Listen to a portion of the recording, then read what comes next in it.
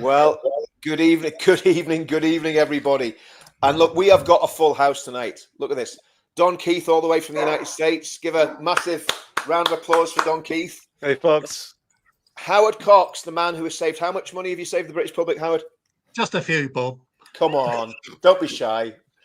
200 billion is the actual figure, but the impact on the economy is much bigger. Yeah. 200 billion, folks, right? Howard Cox, 200 billion. The fact that you can go on holiday to Spain still is down to Howard Cox, because that's what it works out like. If every single family got a share of that 200 billion, that is serious amounts. I'll tell you what, Howard, if I was you, I'll be looking at 1% of that. I think you'd be all right then, wouldn't you? Well, that's the problem. At least. And I've earned bugger all out of any of this, you see. It's cost you money. I think, Howard, see when Ben's Prime Minister, which we're going to talk about tonight. Obviously. When Ben's Prime Minister. The sooner the better. I'm going to recommend you for the New Year's honours list. So Howard Cox. Yeah. Lord Cox of... You'll probably have to get me out of jail. Or wherever you want to be looked up. Paul's either had a stroke or he's frozen. You froze there, Paul. I thought you'd had a stroke, mate. Still, it's smoking all those fags. Just a bit of both. Richard, listen, for all the viewers watching, right? I don't know how many's on because we're streaming this from your channel, but I'm not happy with you. There's five viewers so far. I'm not happy, Richard. I mean, I've not even had a chance to do me hair or take me motorcycle top off. You look gorgeous. You look beautiful. You look as good as ever, Paul. I know you're fishing for compliments, Paul. We're going to give you them anyway. Mate, you're looking absolutely amazing. I need to sort me barnet out, mate. But there you go. Well, Anyway, so Paul, what's been happening, Paul? What have you been up to? I've been on the phone all day, one way or another, with different bits and pieces going on in the background, all positive, all good. We've got lots of good things going on in the background. So I don't know what this word retirement means. I've been busy at a day. I think I've had the busiest day today that I've had in the last year, but my phone has run out of battery twice. Well, Paul, you'll get all the rest you need when you're dead, mate. There's no such thing as retirement for guys like you. It's as simple as that. You know exactly. Don, what's been happening? It's ages since we spoke. What have you been up to? Oh man, I'm getting ready for this Unite the Kingdom event right now, man. When's that? What's that? That's something I don't know. September something. I'm not really sure. Oh, that thing on the 13th. Yes, September 13th, man. That's where it's going to be. It's going to be happening. But I've just been trying to be as vocal as possible right now and get the word out about what's going on in your country. We got kind of a reprieve. We were kind of headed that way, and so now we have Trump in office, so we get a little breather. So right now I'm focusing on you guys as much as possible to help wherever I can, because I feel like you guys are sort of the litmus test right now for the West, and things are really popping off. And the way you go, I think, may be the way the rest of Europe goes. So we got to save Great Britain, man. We got to save the UK. That's our motherland. That's where we all came from here in the States. So, got to hold on to that freedom, got to hold on to Christianity, and we got to make sure it stays free. Got to stop the boats, stop the immigration, stop all the trans nonsense, and just bring it back home to freedom, man. That's what we have to do.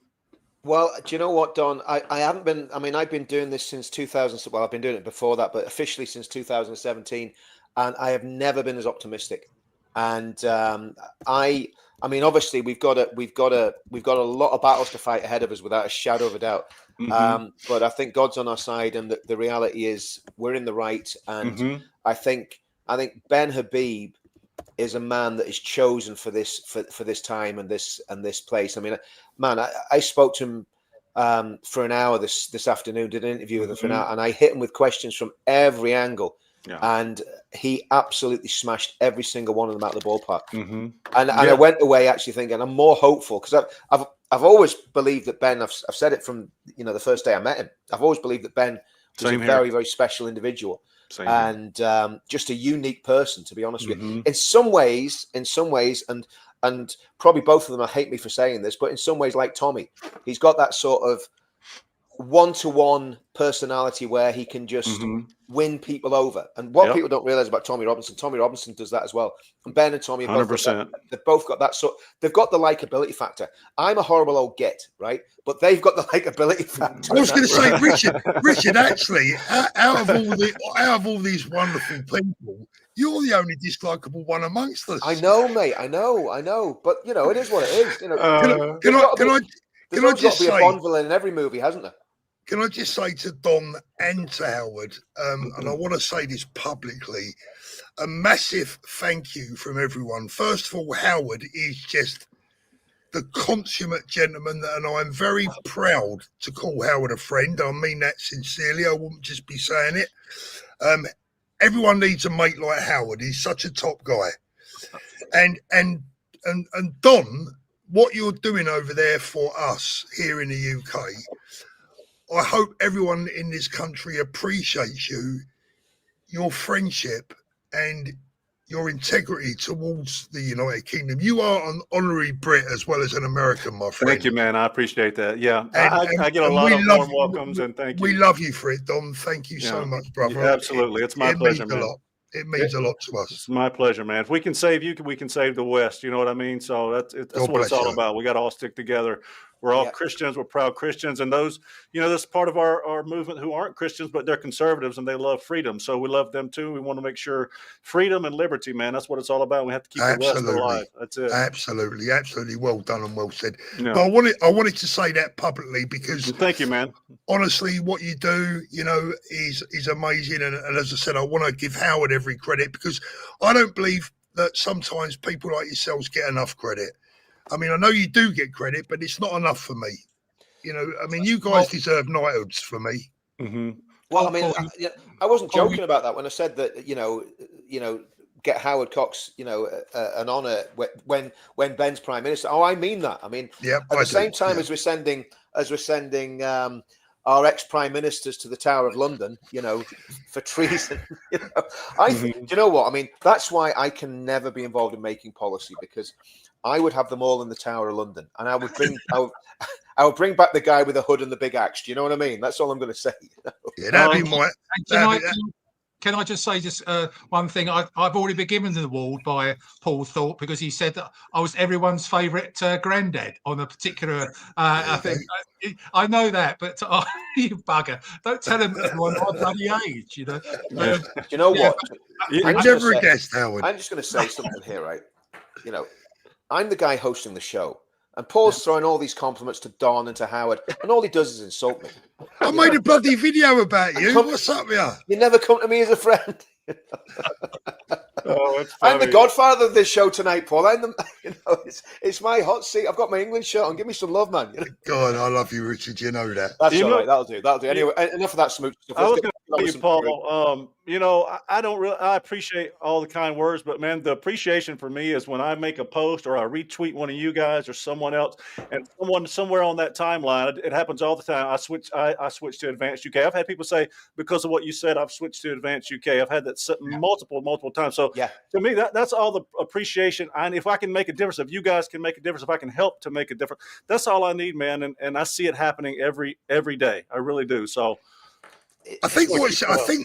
sorry guys, I think what is important that everyone understands, that everyone that does what we do, Richard and ourselves, and is that we give people hope as well. We give them something to hold on to. We let them know that they're not alone, that they're not fighting this on their own, that there'll be people watching this at home right now on their own with no one else necessarily in their lives. And we're the closest they've got to a friend. And that's really important because we've been going through some bad times here. And we got worse to come, I believe. So, it's very important. Yeah, that's an understatement, Paul. Worst, we are in the shit in this country. Yeah. But do you know what, Howard? This is where the men are men and sheep are nervous because we come out swinging. Whenever our backs are against the wall, we don't just go, "That's all right. I'm gonna roll over." We just come out swinging, and anybody gets in our way, they get knocked down. As simple as that. We're not gonna let these people win. We're not gonna let these. And it's been very interesting how many things are getting exposed, and how these hidden things that have been hidden for years. Like, I mean, we all knew about the I was amazed the other day when I saw Alex Phillips and Isabel Oakeshott. I'd never heard of the Fabian Society. I just couldn't believe that. I mean, oh my God, it's terrible. Yeah. They're all your labor are Fabian society. Yeah. Keir Starmer is the worst of the Fabians. He's a Pabloist. He's a Trotskyist. Yeah. The worst of the Fabians is Keir Starmer. They don't believe they want to abolish private property. They want to separate the family unit. They want to bring take people God out of the family. Government is God. Redistribution of wealth. Workers own the means of production. The whole spiel is the Fabian society. They are the scourge of government in the United Kingdom. Yeah, and they're doing it. I mean, the thing is, it's not like they're actually doing it. You know what they're planning on doing, Don? They're planning on taxing at 40%. If I sell my house, if this budget goes through, what they're planning on doing, they're planning on taxing the profit I make on my house at 40%. So you can never move on. You could never move to another house. So the housing market, they're going to completely collapse the housing market. That's what they're planning on doing. They're collapsing Richard, they're collapsing the goddamn country. Let's have it right. They're collapsing everything. But interesting today, I don't know what you're going to talk about tonight, but it's very interesting with the developments of Angela Rayner's tax advisors tonight. Yeah. I mean, well, I mean, this is the thing, Don. Do you not agree? This is socialism. This is the redistribution of wealth. What the socialist governments do is they take the money off normal people and give it to themselves. They don't give it to the poor people. They steal it and they keep it from themselves. That's what socialists do. Yeah, 100%. And then what they do is they bring in all these immigrants from the third world country because there's a lot of globalist corporatists involved in this whole thing too, right? Because you're bringing in the immigrants, you're bringing in a new consumer base, you're bringing in a new voting bloc for the politicians, which, by the way, they're all poor, so they're going to have to increase taxes, which is a windfall for the government. So all these things combined is what you're seeing now with the immigration and the whole spiel. It's all Marxists and globalists working together with Islam as well, because for Islam, all of these other folks, the globalists, labor, the woke mob, they're all useful idiots. And if Islam ever gets in and takes power, they'll be the first to go because they are secretly abhorred the most by Islam, based on the teachings of the Quran, as you well know. So, yeah, man, it's something's got to be done. But I feel like we're at the Overton window is shifting so fast right now, man. I don't know if you guys have ever seen it shift so fast in your country from what it was. You know what's happened? A year ago. I'll tell you what's happened, Don, and this is people can quote me on this. Tommy Robinson has taken a breeze block and thrown it straight through the Overton window. That's what's happened in this country. He's lifted a breeze block above his head and just thrown it straight through a double glazed Overton window. So the Overton window's smashed. It's like it's everything's changed and everything's changing. And the media can't stop us. The mainstream media are trying to stop us. They won't be able to. There's an army of people that are just and this is where we've got to be extremely careful. And I want to say this about the 13th, right? So there's a lot of people will be watching the chat going on the 13th. If you're coming to the 13th and you're planning on doing anything stupid, if you're planning on putting a mask on, if you're planning on doing some sort of pathetic protest, the protest is going to the march, listening to the speeches, going for a couple of beers afterwards, having a nice time, making some friends and going home. That's the protest. There's no other show in town. So if you're planning on going to that protest and doing anything silly, well, you're a traitor. You're a traitor to the country. You're a traitor to the United Kingdom. You're a traitor to the movement. You're going to absolutely wreck everything that we've been doing for years. So my message to everybody that's going, and now, this isn't me talking like anybody's going to do anything crazy, but this is just my message to everybody that's going. Don't wear masks. Behave absolutely impeccably. Think about how your granddad that stormed the beach of Normandy would feel if you went into London and made an absolute ass of yourself and did something stupid and spoiled a demo with maybe 1 million people in it, right? Yeah. So if you're going and you're thinking of doing something stupid, either don't go or go and behave yourself and be sensible, because you're not being a hero. You're not going to make a name for yourself. You're going to make yourself infamous and you're going to make a fool of yourself. And you probably get a slap off one of the lads as well. So just wind your necks if anyone's planning on doing anything stupid, and go to that demo and have a great day. Show how good the British people are. We're not the sort of people that spit in the police's faces and attack police officers. We will go there and we'll be peaceful, and that's our job on the 13th. Our job is to go there and have a great day, make some friends, shoot some great video, capture the atmosphere, enjoy the love of those events, and then go home happy. No matter what else is going on with the left, even no matter what's going on with the police, we do not react. And be proud to be one of that lot. That lot, yeah, exactly. Yeah. Exactly. We don't want to see Richard. Show Richard Tice what that lot really are. We don't want to see Richard get another thumb in the eye. So everybody behave. Listen, I've got my there's an old mate I used to do martial arts with years ago, and we've reconnected, and we're doing some pretty good stuff in on the punch bags and on pads and stuff. So listen, I'm ready for someone sticking a thumb in my eye. You know, Don, what it is, we have a deputy PM and a housing minister at the moment who's in a state of confusion. She's confusing other people's money with her own. That's what she's doing, right? So, you know, I think Nigel Farage is sticking up for her this afternoon. And I saw that. And I wonder why. Exactly. Nigel, we've got our eyes on you, Nigel. We know what you've been up to. It's all going to come out. It's all going to come out. Did you guys see the what Jess Phillips said? The fact that she had known and had already been told that police officers were actual perpetrators in the grooming gangs. Did you see that today? I haven't seen that. No. Okay, so I posted about it. Elon retweeted me today about that. But what happened was Jess Phillips came out today and said that she had already known. She said, I would be lying if I said that these young girls who had been abused hadn't already told me that police weren't just complicit. They were actual perpetrators in these grooming gangs. Wow. Is what she said today. It was huge news today. It was all over X. It was a big thing. But yeah, so basically she's known all this time, and she was one of the ones who tried to block a national inquiry along with the rest of labor. So if she knew beforehand why all these girls were being abused by police, where are the arrests? First of all, why haven't we seen anyone's arrest? And I checked.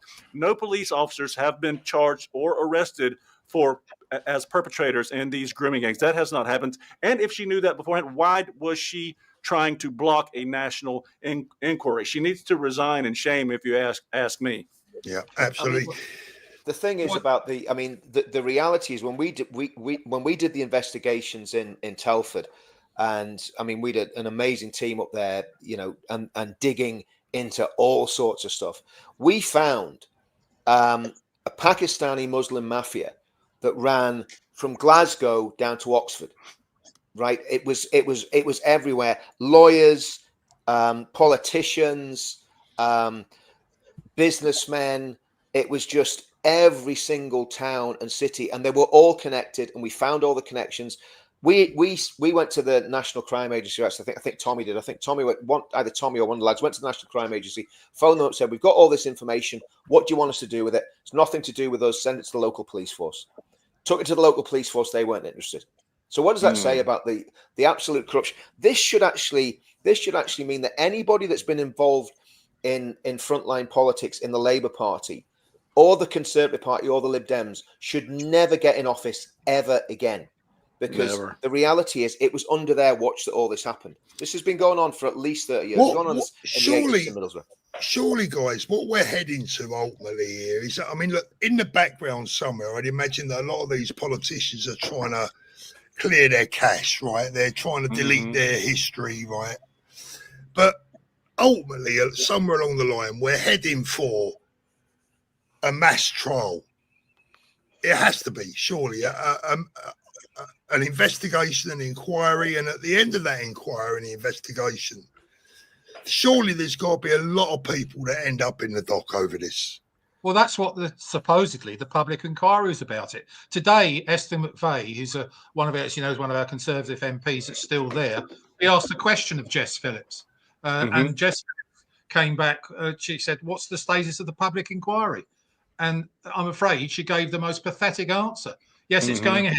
Doing this, there was no facts, no details of where it was or what's going on whatsoever. I mean, as you know, Rupert Lowe's got his own one going on with the Restoration of Britain one, and Rupert Lowe's on the same page as Ben and the AdvanceUK party, and he's doing much more in terms of the public inquiry. And he's about to release information about the things that which GB News, to be fair to them, and Charlie Peters, found out with 50 cities across the whole of the UK, what.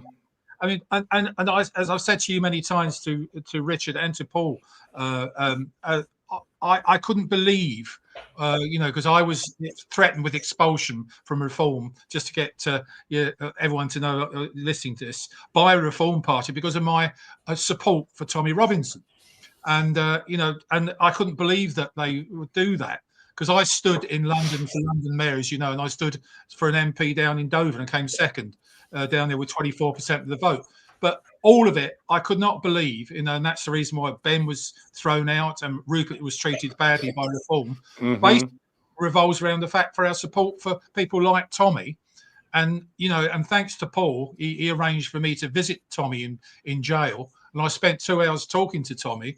And as I said to you before, he was an absolute inspiration to me. I was not aware of a lot of this, and what he did motivated what I'm doing now. And I should be just looking after motorists and the cost of filling up their tank. But I'm afraid I'm now in the centre of bloody politics, and I'm on the College of Ben with Ben Habib. So like Paul is. Good for you, man. I just sent you that video, Richard. If you can put it up, you want to try to put it up? Yeah, let's have a look. It's on your WhatsApp. On WhatsApp right now. That might be a problem. But what do you guys think what do you think Rupert's going to do? You think he's going to eventually come on board with Advance, or what? I know he's got his own movement, but what do you think he's going to do party wise? Well, I'm privy to a bit of information. I'm quite close to Rupert, but Rupert won't do it. You've got to understand that when he stood for MP, he stood on Reform. Okay, as a party member, Reform.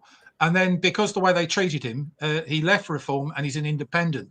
If he suddenly goes to AdvanceUK now, his constituents might say, hey, what's going on? What does he stand for? And so I think it's a question of timing. It will happen. I reckon within 12 months. I can assure you that Ben and Rupert are talking on a regular basis. I feel like if his constituents are independent, wouldn't they?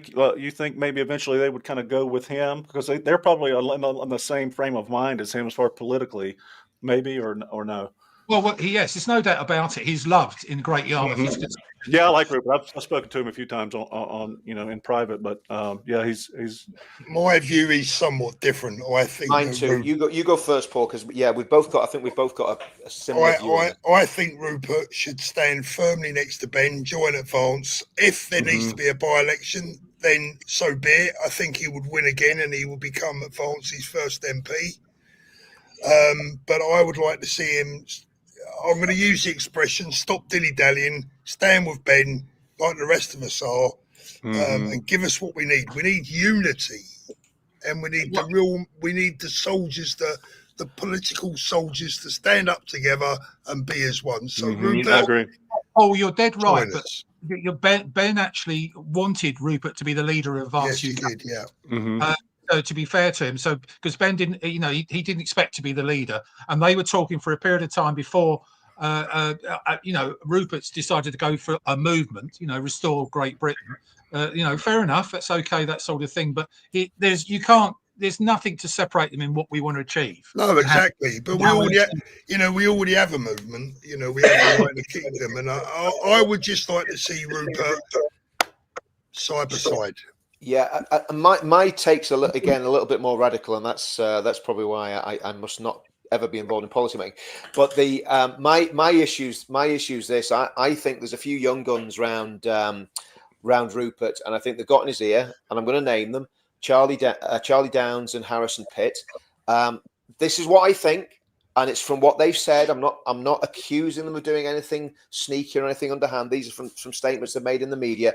I think they want to have some sort of an alliance between the Reform Party and the Conservative Party. Charlie Downs has said he doesn't think there's any place for another party. He speaks, let's just say, with veiled contempt when he talks about Tommy Robinson. Now, don't get me wrong. I think Charlie Downs is a great communicator and great speaker. But at the end of the day, when I believe I'm seeing something, I will call it out. And that's what I believe I'm seeing. I believe that the direction of travel for Restore is towards the Conservative Party, probably the right-wing rump, if there is such a thing, and an alliance between the Tories and the Reform Party to try and win the next election.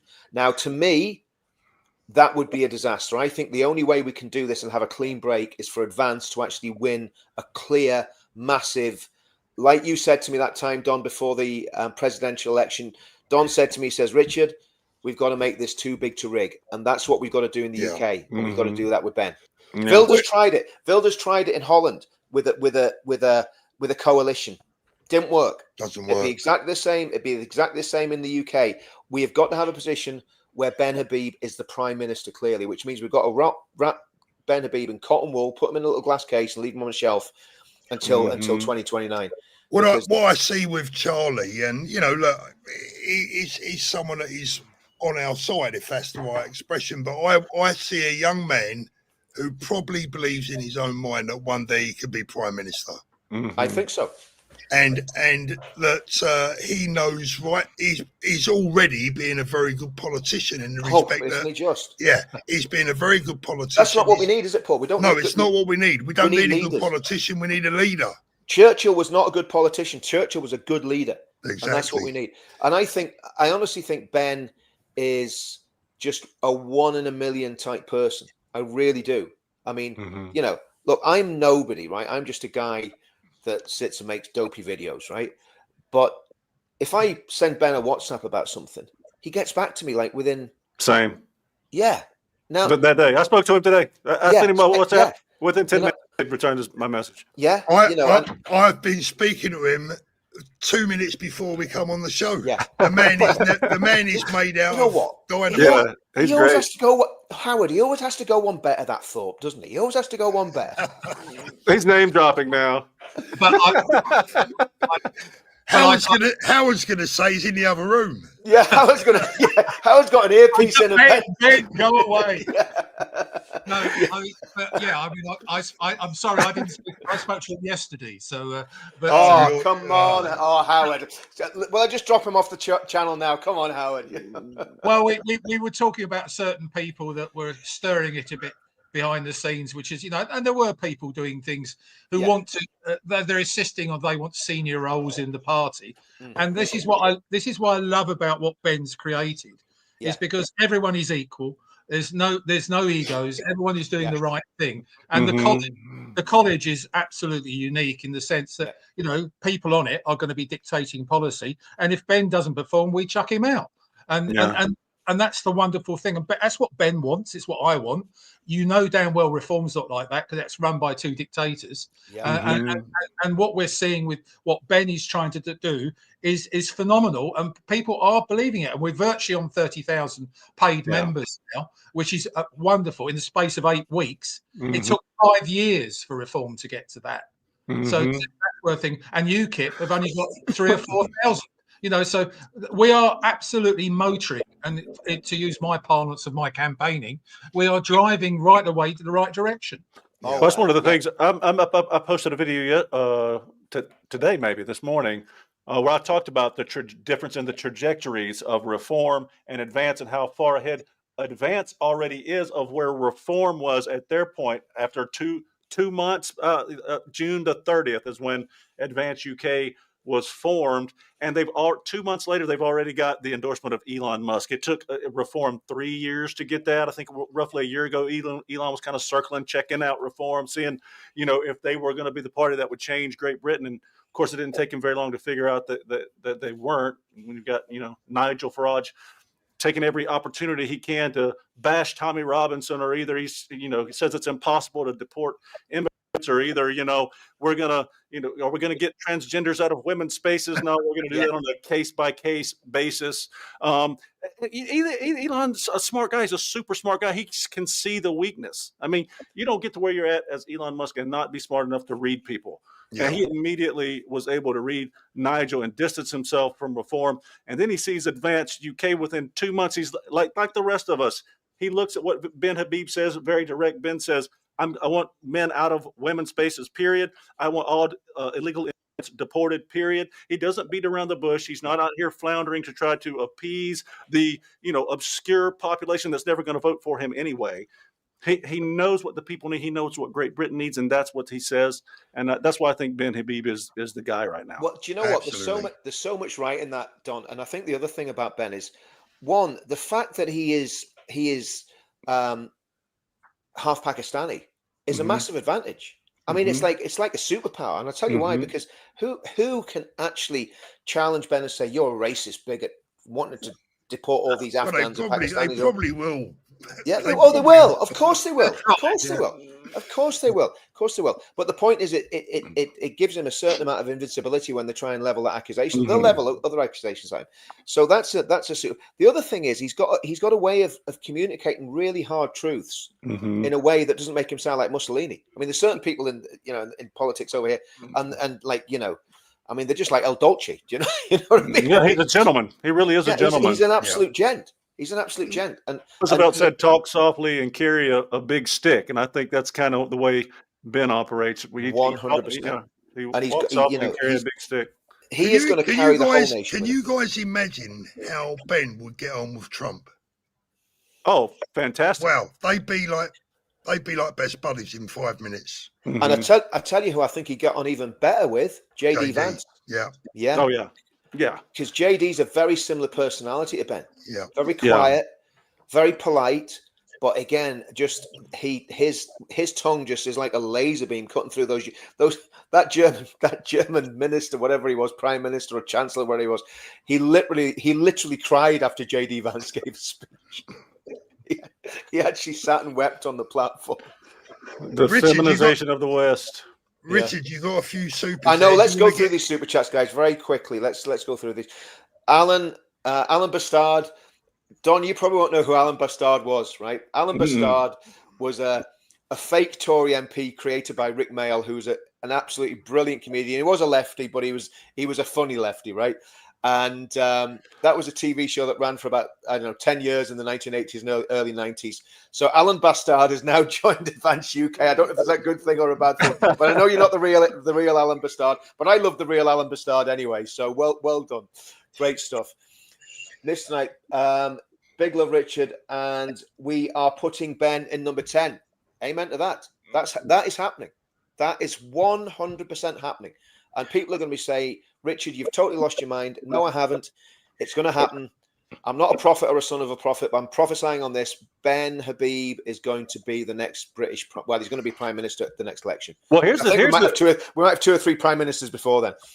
One of the things I said today is people aren't taking into account the massive. Elon Musk is the world's largest, most influential billboard. Period. He's got 225 million followers, and he is just pounding right now. AdvanceUK. Now, if you take that type of advertisement over the next 4 years, you don't think that AdvanceUK can overcome reform? Who, at the same time, Elon's who he I think detests at this point. He's going to be just pouncing them all day long while building up AdvanceUK. You don't think that's going to affect AdvanceUK and their numbers? You've lost your mind. Absolutely. It's phenomenal. And the thing is about Elon's, I think it was his granny was from Liverpool. She was a working class lass from Liverpool who he said she used to clean houses and stuff. And, so he saw her as an equivalent of the vulnerable young women that's been groomed. And he obviously loved his granny to bits. And that's what people don't understand about Elon. He's driven because it's personal for him. I'll tell you what, guys, every cloud has a silver lining. And what this has done, certainly, I mean, look, I've always known that we have a great relationship with the American people, and I've been over there enough myself to see that. But I don't even think I realised how close we are with our cousins across the pond there. Because the way they sticking up for us, the way they've got our backs is very humbling, And God forbid, I'm sure that if they ever needed it, we'd be the same. Yeah. But it's been remarkable the way the American people have supported us and got behind us and have got our backs is just beautiful to see. It's beautiful. Well, the reason that is, Paul, is we've already been where you're at. The tyranny that you guys are facing right now, I think, is worse than what we faced in 1776 when we parted ways. I 100% believe that. So we understand British tyranny as well as anybody. So that's why we're looking out for our brothers and sisters and cousins over there in the UK, because we know what it's like to face that tyranny. We have a history of British government tyranny upon us, and so we understand and we can sympathize. And again, it's where we all came from, so we have that ancestry there. Absolutely. And it really is. I was just going to say, what did people think of Farage standing in the Oval Office today next to Trump? Trump, who didn't stand to take a picture with him. Did you notice that? He didn't bother to stand. He looked like he looked like a waiter, didn't he? He looked like Donald Trump's waiter. Yeah, concierge. What an opportunist, eh? Oh man, Yeah, I thought that was funny, man. That was the first thing I noticed. Sufferfish, thanks for the super chat. Rumble hiding Tommy's Russell Brand video. That's worrying. That's very worrying. Need to find out about that. I'll find out. That's not good. Paul, get rid. Why so dim is trolling? But that must be in the other comments. We'll have a look at that in a bit.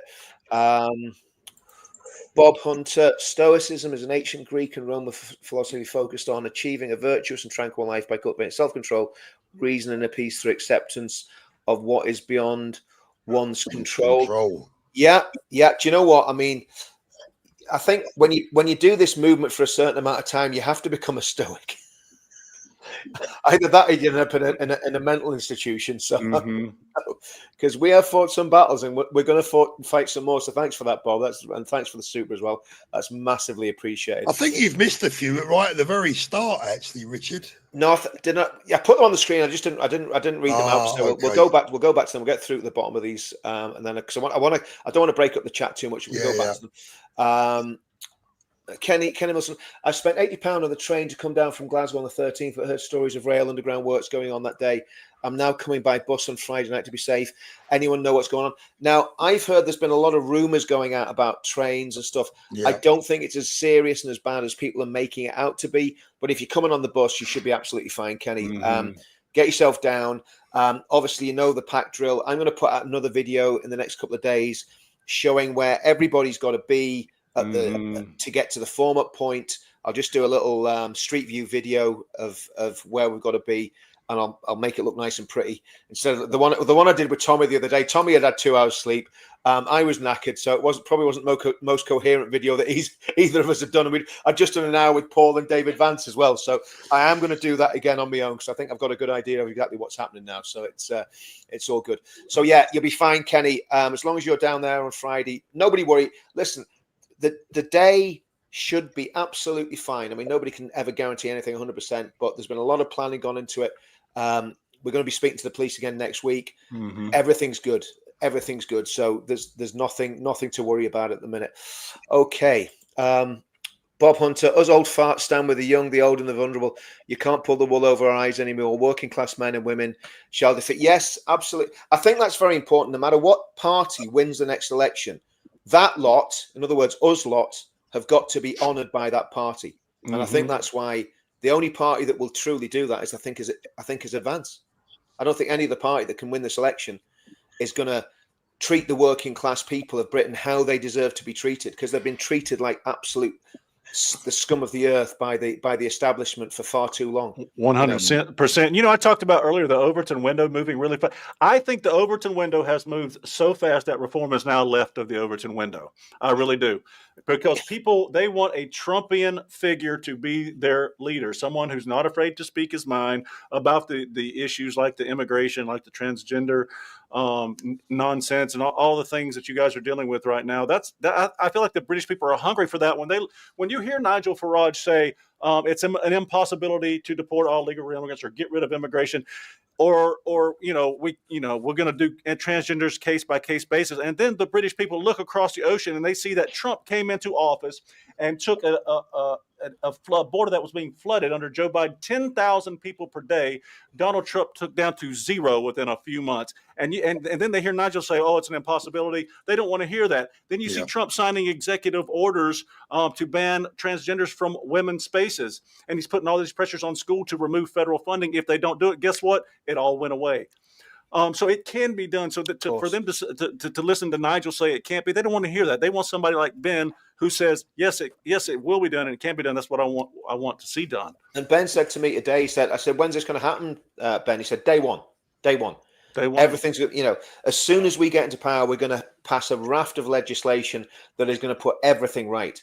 And it's exactly what you want to hear. And of course, Nigel suffers from Islamophilia. He's got a strange, weird love of Islam, right? Mm-hmm. And he was getting these votes. guys into his party, £25,000 a table. Apparently, that's what we heard. That was reported in the press, that Muslim businessmen were sitting down. But if they got to sit down with Nigel, it cost him 25K.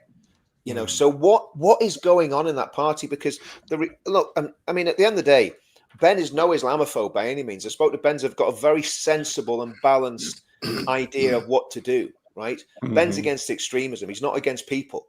But the truth of the matter is that, to me, Reform sold its soul to Mohammed Zia Yusuf and to, to some sort of strange Islamophilic, fantasy, that everything's going to be okay. It's not going to be okay.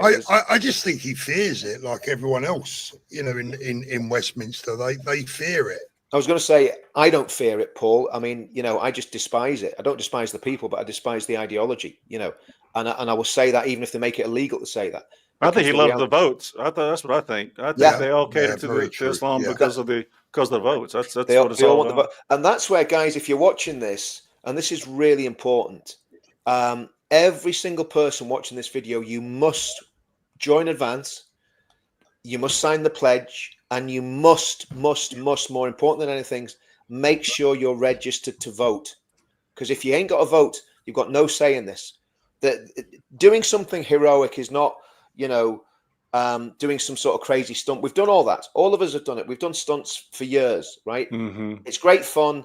It makes good videos. But the reality is the days of stunts are over. This is where us getting in the trenches is getting out on the doorsteps with leaflets, standing in cold city centres where there's hardly anybody about, handing leaflets out to people, talking to your mates in work and saying, you've got to join Advance. This is the only chance of saving our country. That's where the battle is. It's not in doing crazy stuff. It's in actually doing the hard graft of getting out there and forming a community around Advance and your Christian faith and claiming back, or your Christian culture, if people don't like the word Christian faith, your Christian culture, and claiming back that inheritance that we've lost. That's the only way we can do it. You're not going to do it through boots on the ground and battles and civil war. That's not going to work. Sorry, guys. If anyone thinks a civil war is a good idea, then you need to go and see a psychiatrist straight away. We can only do it through the ballot box. If the ballot box doesn't work, then we've got a problem. We can, then all bets are off. But for now, our total focus has to be on 2029 and getting Advance. That's my focus now. Not interested in anything else. We've got to get Advance across the line in 2029. I think it'll be sooner than 2029. I just don't believe. I would be saying about 2 to 3 years. I think 2028 is probably the area. I was talking to Ben about this, and he agrees on that one. And also in AdvanceUK, there's already 2,000 volunteers already going around doing exactly what you're saying, leaflets, and we're not even a party yet. Yeah, I know. And it's incredible. There's a hunger, and Don's got it dead right about this sort of thing. I was I was sold on Reform UK because I'm a conservative. I was a Thatcherite, all those sorts of things, and I was so disappointed. They've become like a chocolate teapot, and from my point of view, something like Reform was refreshing. And you said it, Richard. AdvanceUK is the party that Reform should have been. Never a truer word said. And when you can't do free speech, you can't actually do, and all the common things if you've got a penis, you've got a penis. If you've got a vagina, you've got a vagina. There's nothing else. That's it. Totally. And that's what Bob's saying here. How many transsexual sheep, monkeys, bulls? Well, some bulls do get things done to them, but that's for another reason, isn't it? Monkeys, bulls, or donkeys, do you know? None, because it's a psychiatric problem. There's no such thing as a Absolutely.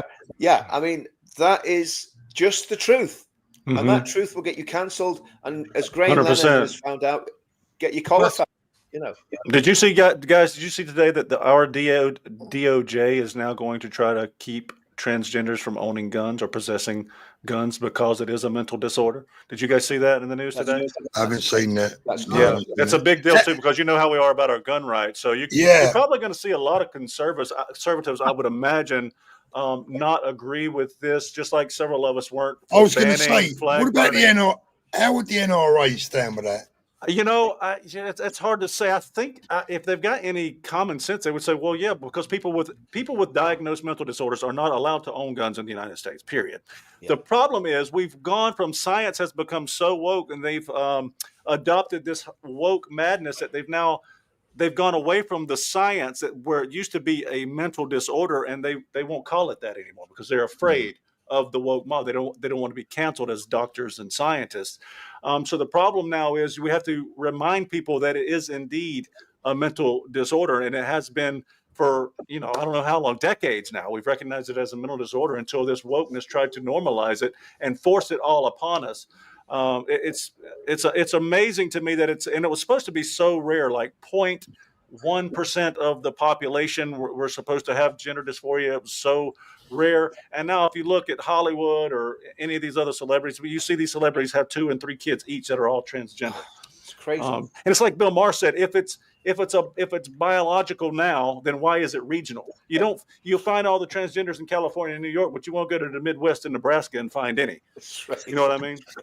That's a good point. There's not too many transgender in the Appalachian I was going to say, mountains. funny thing is, where I used to live in Brighton, it was rife. But if you moved 20 miles to 20, 30 miles going up towards Essex, it's not the same. Right. No, it wouldn't have been, would it? Hazel Pethick, thanks for that super. Ben has PM written all over him. He'd make such an incredible PM. 100%. We all agree with that. Paul, thanks very much for that. Bess, Don, could you give me a lift in your helicopter on the 13th? I wish I had a helicopter, man. I could trade in my Learjet and get a helicopter. That's it. But I can send you a drone if that's okay, Bess. We'll get you a drone. That's funny.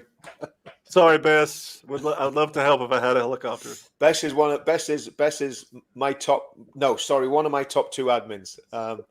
Bess and Claire, the best admins in the land. In the business, yeah. In the business, absolutely. Paul finds out, Peter, love the old England shirt. It is an old one as well, because I'm old. That's why I've got an old England shirt, because I'm old. It's not 1996. It's not that old, Peter. Is that a fashion statement, Richard, or a financial? No, it's a flag statement, mate. Listen, I am proud Englishman, and obviously Northern Ireland, we put flags up everywhere. We paint the curbs, so we used to paint the curbstones. We used to hang flags off our houses. So we're kind of ahead of the curve when it comes to putting flags out. But I'm just so proud of all my English friends putting flags out. Andy Saxon, big shout out to Andy and all the other people that have been busily putting flags all over every single landmark that they can get their hands on. I think the flag thing is absolutely fantastic. What a perfect way of doing peaceful, respectful. Yeah. And then you get unless you get arrested for putting up your flags, like I've been seeing this week, folks getting arrested just for raising the colors. It's or saying you love bacon, It's probably a good job I'm in Spain, because I tell you what, if they're nicking you for putting up flags, I'll definitely be in jail. The pokey, man. Yeah. Oh, I'm just amazed. I didn't tell you this, Don. I had the police out. What was it, two weeks ago? Mm-hmm. And they came to my house and they said, because we do a protest outside a migrant hotel, been doing it for 2.5 years every Friday. Mm-hmm. And they came to my house and they were like, what are your intentions for the migrant protest? And I was like, well, we have no intentions. One, I don't organize it. We just turn up. So, but you speak at it. Yeah, I speak, but it doesn't make me the organizer, Mm-hmm. And of course, because I'm not the organizer. And so I said to him, I says, why is it necessary to come out to my house to do this? I says, you know where I am every Friday. You could come and talk to me on the street on Friday. You don't have to come and visit my house to talk to me about what our intentions are for the protest, So it was just intimidation, pure intimidation, Mm-hmm. The only reason a policeman should come to the house is either tell you that someone's died or arrest you. That's what I always thought policemen were there for. Oh my God, it's amazing. Oh dear. Hi guys, I'm ex-RAF regiment, gonna voted reform last year, just done advanced membership. Yes, come on, son. Well done, Neil. Well done, mate. Well done. Mate. Brilliant. Absolutely awesome. Fantastic. That is awesome. And look at all the people that are just, jumping on here tonight and doing this. We've got nearly 3,000 people watching this at 10 to 11. Sorry, 10 to 12, Paul. Yeah, for me, yeah. Don, what time is it where you are, mate? You're still bright-eyed and bushy-tailed. Yeah, it's only 5:50 here, man. Oh, there you go, you see. He's off down the pub next. So it's all Yeah, right. he is. Yeah. No, his good lady wife is making him his dinner. See, man, let me tell you, that woman can cook. That woman can cook. So Paul, are you coming on the 13th, Paul? I'm not coming back, mate. I fear that if I come back, I won't get through customs. Oh no, really? Yeah. Well, We discussed it a lot on last night's stream. The last 3 times I've come back through Gatwick, they've held me. What? Why? What's the deal? Give me the short. I haven't even heard this. Well, every time I come back into the UK, border control stick me in a room and leave me there. And I've just got a horrible feeling that next time they keep me there. Do you know So what? you're not going to be there on the 13th? You don't think? Unfortunately, I'm not going to take the risk. Don, I've told Paul so many times, do not put AK-47s in your hand luggage, and he just never listens.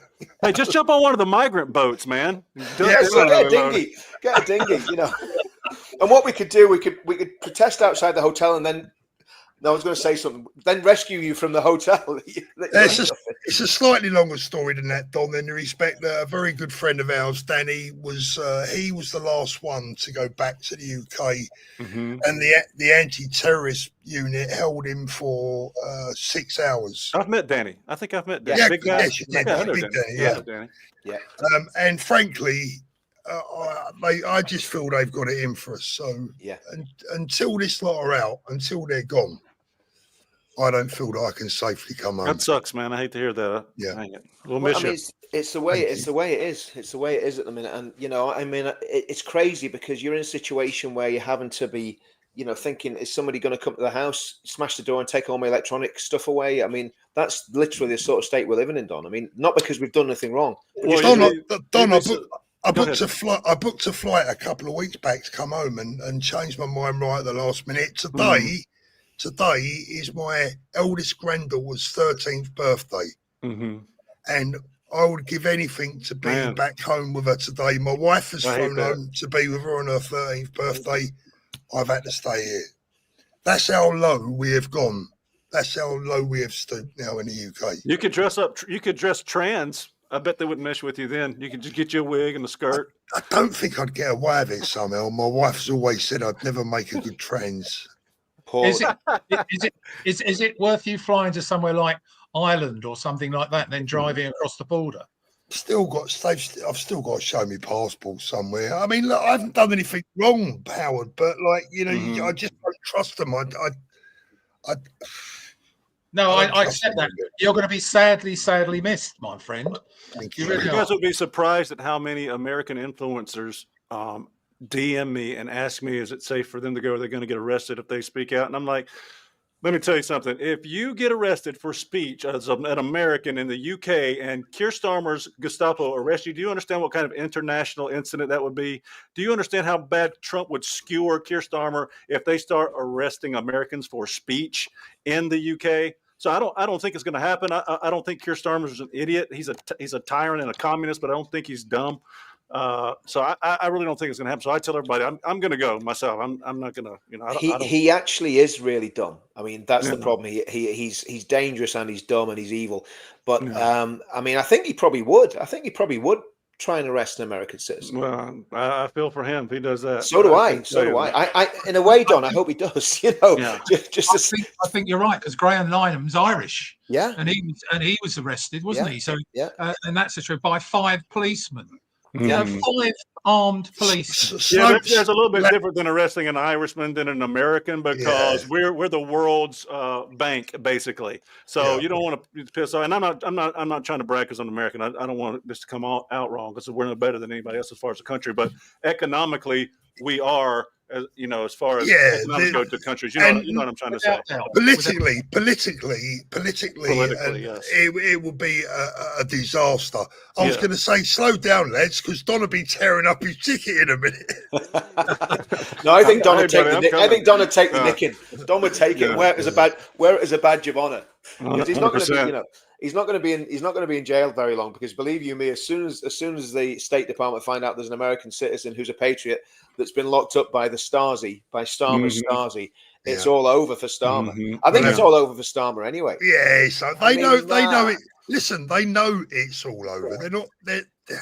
They know it's all over. They're going to grab whatever they can grab before they get kicked out. Yeah. It's as simple as that. Exactly. Well, all we got to do is get King Charles, because he can actually get rid of him. Yeah, he's the only thing that can do that. But of course, he is, as we know, he's already into Islam big time, so he won't do it. The king of worlds. It's a question I don't know the answer to. I don't know if anyone here does. Are you allowed to demonstrate outside the palace? No, I don't think you are you? You can't.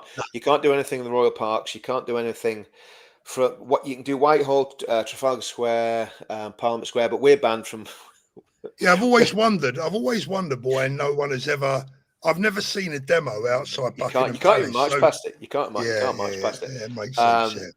But we're now banned from Trafalgar Square and Parliament Square because we were naughty boys and went over our time last time. So that was the excuse for them giving us Whitehall.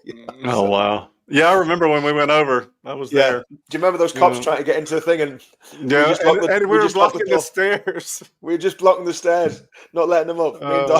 Me and Tom was standing there saying, we can't move. Tommy locked the door. Oh man, listen, I tell you what, the 13th is going to be absolutely mega. I can't wait for it. I can't wait. Get there Friday. It's just going to be patriotism. Oh, look at that. Let's get it on there. Yeah, look out for this. Proud to be one of that lot. Oh, that's awesome. That is absolutely beautiful. AdvanceUK. Brilliant. Absolutely that is superb. Sweet. Where can I get one of them? Well, I'll get you one if you want. I think what size are you? Double extra large. Treble XL. Double XL. No, I'm not treble XL. I'm double XL. I haven't been working out, so that's why I'm not treble XL anymore. I'll send you details, Richard. Yeah, send me the details there, because I'd love one of them. I need a new jacket. So.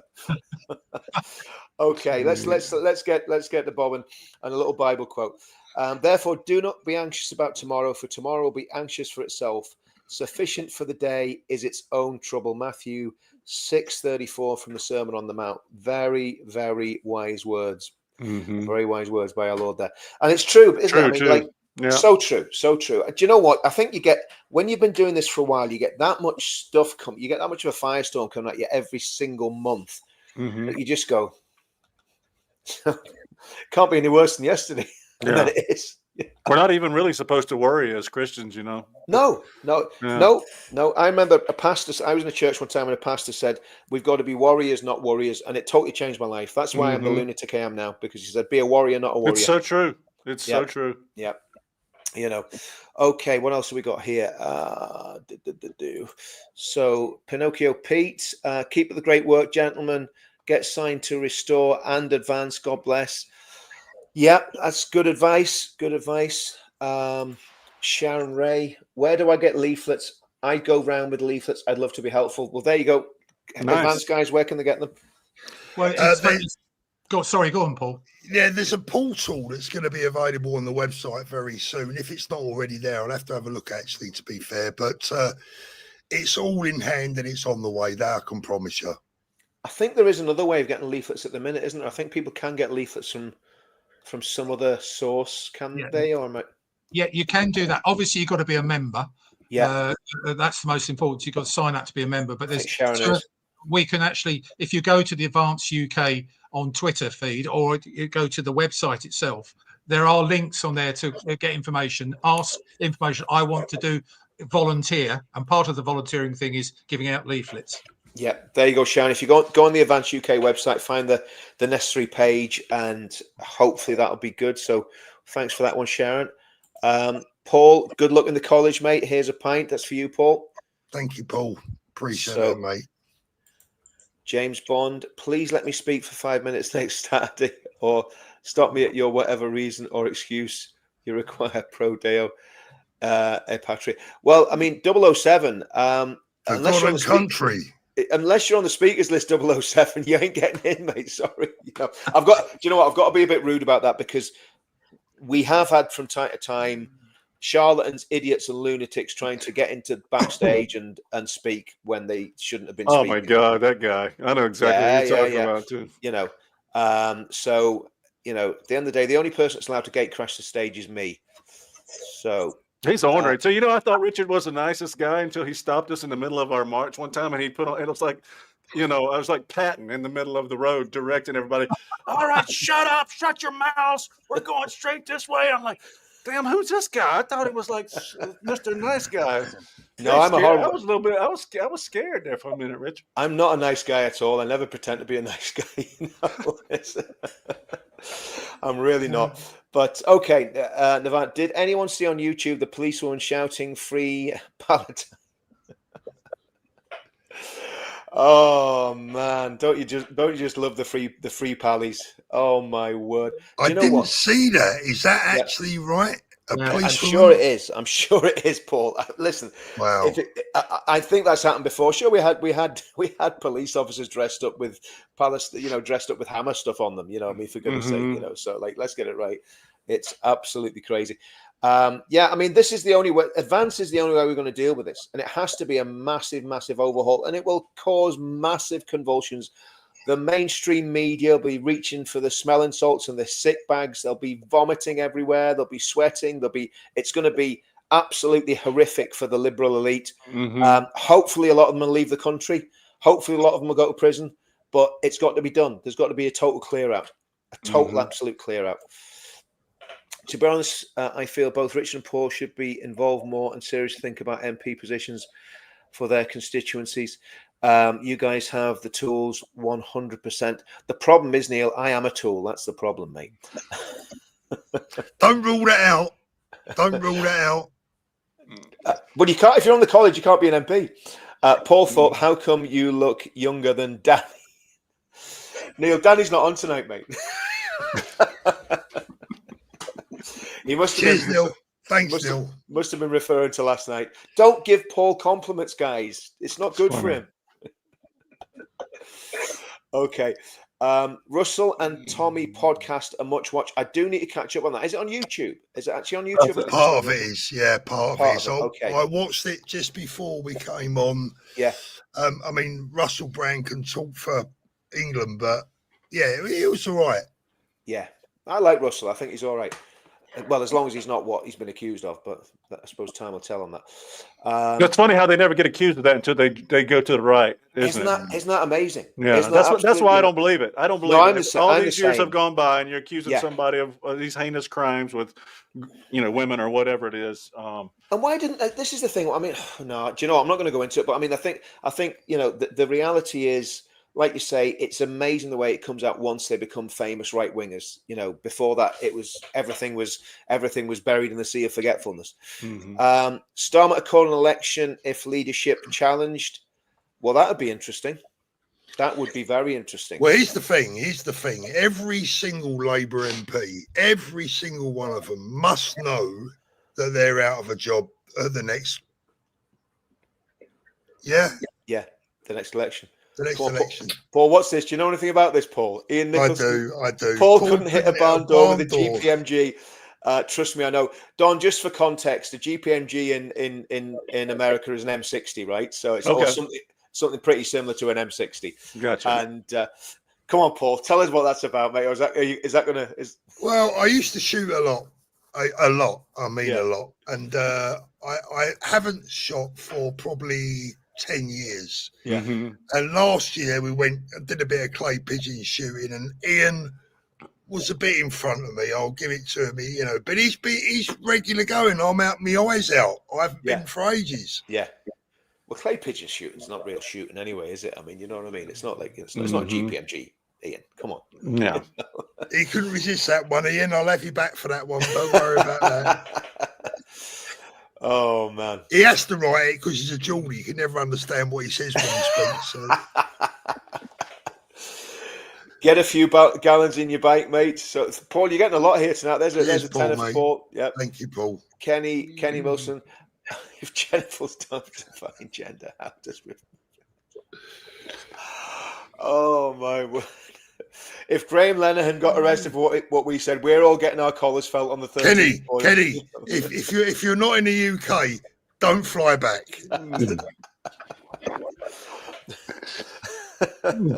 And don't mention about hitting anybody in the genitals either, because that'll get you nicked too. You know? Yeah, I'll tell you what, when you watch Blackadder and stuff from the past, Blackadder, Only Fools and Horses, and Minder, you can go on and on and on. Half of that lot will be in the nick today under this. Oh, 100%. And most of them are lefties as well. If I've had police visit for email to local council. Tell us more about that, Neil, because that sounds quite interesting. What have they visited you for? Richard, yes, definitely join the Free Speech Union, Neil. If you've had the cops at your house about that, definitely join the Free Speech Union, and they should help you 100%. Hey, what do you guys think about, real quick, if you don't mind me? I'm curious to get your opinion on this. Is Starmer floating the idea of digital ID for the UK? Oh, you can imagine what we think of it. I mean, it's Yeah. See, China, North Korea, Vietnam, Laos, Cuba, Venezuela. That's the way he wants to go. And the UK. Digital ID. And the UK. Oh, we are on the slippery slope to that direction. That's what's happened to get total control of us. It all started during COVID and the lockdown. And so I'm afraid there's a lot of people doing it and putting in policies. I think one of them is actually we got Conservative 2, which is Reform. They got Nadine Dorries joining them. Oh, I saw that. They're going to be nothing but another Tory party before it's over with. All these Tories keep coming over. Exactly. Yeah. But Nadine, the thing is about Nadine, right? I mean, there are some good people in the Tory party. There really are. I mean, Nick Timothy, Danny Kruger, I think it's a girl called Coutinho. Claire Coutinho, Suella Braverman, and even Liz Truss. I don't trust Jenrick. Sorry, guys, I don't trust Jenrick because what he did when we were doing the hotel protest, and he set the police and MI5 on us. So I don't trust Jenrick. And he's also a Remainer. Yeah. As was Truss, but I mean, people are supposed to have a right to change their mind. But no, Nadine Dorries is the author of the Online Safety Act. Yes, it was her act. Yeah. She was the culture minister. So Farage is saying he wants to abolish the internet harms legislation, and he's brought the cretin in that actually signed off on it, and had hope that was my point, Richard. That's what I was going to say. So it's sorry, I was getting it's all right. I mean, I'm also working with people like Esther McVeigh and Priti Patel. I know she wasn't the greatest Home Secretary, but she's definitely a true Conservative. I promise you that. Yeah. And I think, we're looking at various people moving over. And, what Don just said, I mean, Reform is now becoming Conservative 2.0. The Liberal Conservatives, though, it's all the Liberal Conservatives. Yeah. That's right. There's the other clampet, Jake Berry. It's all the wet Conservatives that are coming over to Reform, whereas the proper Conservatives haven't made a move anywhere yet. Well, here's what Nigel is calculating. He's calculating that when the Tories come over, he's going to get their constituents' votes. And then what he's going to end up doing is capitulating to those constituents. It's what always happens with these people. Yeah. So I don't know why you would do that. If you really want the platform you say you want, I don't see why you would do that. Well, he doesn't, Don. He doesn't. He's a complete charlatan. It's as simple as that. It's a snake I know that 100%. He is not telling the truth, And again, we always have a barometer. Whatever you think about Tommy and say about Tommy publicly is pretty much gives a good indication of whether you've got moral fiber or not, whether you've got a bit of fortitude. 100%. I'm not of the opinion that everyone that I associate with has to love Tommy Robinson. But if they disavow him, that's a different. If they go out of their way to disavow, I don't expect everyone to love Tommy, right? Yeah. But if you go out of your way to disavow him, that tells me immediately you're not a patriot and you don't need to be part of our movement. That's agree. Yeah, it's that sweet spot, because the ethno-nats, the proper racists, the goose-stepping Nazis, they all hate Tommy. The left all hate Tommy. The centrists, like the wet Tories and the Farages, all hate him. The media all hate him. It's the genuine patriots that love Tommy because they know what he is. 100%. And look, Tommy's not perfect, and sometimes he bugs the life out of me, right? That's just he's the truth. a terrible driver, just so you know. But the only time I've been car sick in my life was when I was riding with Tommy Robinson. I'm not even kidding you. He will attest to this too. Well, he drives extremely fast. And it's I'm not going to say it because I'm not. It's like brakes gas. Yeah. Are you going? Are you going? Or are you stopping? Tommy, what are you doing? It's going like this. It's the if you don't have a drink before you get in the car with him, you have a drink after you get out of the car with him. It's the Tommy test, I call it. Yeah. It is. Oh, 100%. It is. Great word for it. Well, I was one of the probably the first person to put my head above the parapet, and I left Reform because I supported Tommy. I got a lot of press earlier in the year, as you know, and thank heavens for the independent guys like you people as well, people like Dan Wooten as well, and Hearts of Oak. I love Dan Wooten, man, he's awesome. And Maya Tusi and all those people, and and Maya gets married this Saturday, by the way. So going to that one will be fun. And I people couldn't believe it. I got so much. The fact they said, I'm not being big-headed here, but they said, Howard, you're bloody principled on this situation. And at that point, I didn't, and your point, Don's quite right. You don't have to like Tommy, but what he stands for, you've got to like. You cannot. And that was my position before I got to know him. As it happens now, I quite like the guy, but You say Mayor's getting married on Saturday? Yeah. I wonder if he'll be doing the live Saturday evening. I think he said he's going to live stream from the wedding. He said he's going to live stream from the wedding. Probably from the reception. I'll be there if he is. Not the honeymoon suite, Paul. I know you. I know Mrs. Thorpe's away, but you're not going to get that sort of action on Saturday night, Paul. It's not going to happen. If you're watching, I'm only joking, mate. I'm only joking. Maya's not watching. Maya's doing a live stream right now as we're speaking. I'd like a nice mounted picture from the wedding, if not one holding hands to do.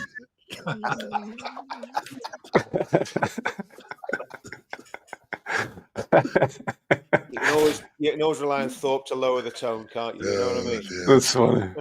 Sorry, guys. Anyway, Paul, you need to take a leaf out of Neil B's book. He visited his local church to pray for the first time in 20 years. And obviously Neil's been having this hassle from the police. So Neil, definitely join the Free Speech Union and definitely keep going to church. I love you guys. You cheer me up. That must be Paul, and that must be Paul Donnan. Look at that beautiful picture, look. I know, but that's what it's all about. That's a good-looking baby. That's a beautiful little girl. Look at that. That's what it's all about, Cracker. Yeah. Oh, God bless you, Sheila. Okay. Mr.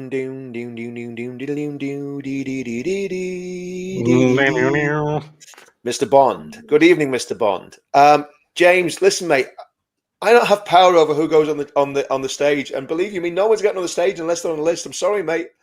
I do appreciate you the supers, but honestly, it's not the way it works. Unfortunately, there's everybody wants to be on the platform. Even Paul Thorpe's just been cancelled. Yeah, there you go. I'm off. But no, I'm seriously, James. Honestly, we can't just I get what you're saying. That's not in Richard's remit, to be fair.